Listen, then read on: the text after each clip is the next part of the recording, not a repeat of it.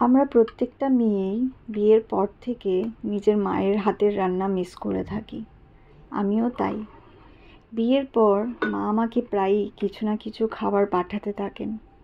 আর বাবার অফিস কাছে থাকায় আমাকে খাবার পাঠানোটা খুব একটা কঠিন কাজ বলে মনে করেন না মা বা বাবা। আমি বাঙালি বলে কেউ এইটা বলতে যাবেন না এটা কোন জাতীয় বাঙালি খাবার।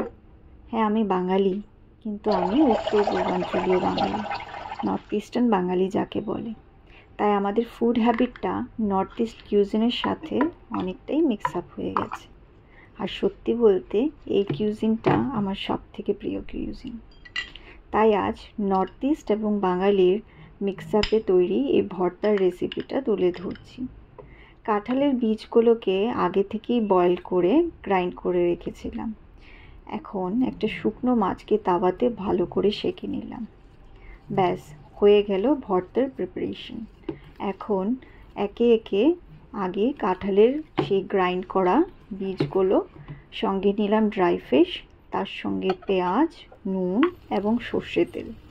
এগুলোকে হাত দিয়ে ভালো করে মাখিয়ে নিলেই তৈরি কাঁঠালের বীজের বাটা বা ভর্তা, আপনারা যেটাই বলুন। আপনারা চাইলে এখানে ড্রাই ফিশটা অ্যাভয়েড করতে পারেন।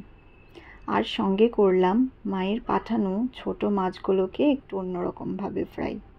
বিশেষ কিছু না, পেঁয়াজ এবং আলু দিয়ে ভালো করে ফ্রাই করে নিলাম। দেখুন তো বাঙালি এবং নর্থ ইস্টের ফুড মিক্স আপটা কতটা দারুণ লাগছে। প্রথমে নিয়ে নিলাম সেই কাঁঠালের বীজ দিয়ে তৈরি বাটা, সঙ্গে নিলাম ফিশ ফ্রাই, একটু নিলাম মায়ের পাঠানো ব্যাম্বু শুট বা বাঁশকোড়ল যাকে বলি তার গোদক, আর রইল পর্ক, তাও মায়ের তৈরি। শেষে সিম্পল বয়েল ডাল। একটা থেকে একটা খাবার খেতে দারুণ হয়েছিল। মাকে ধন্যবাদ রইল এত সুন্দর রান্নাগুলোর জন্য।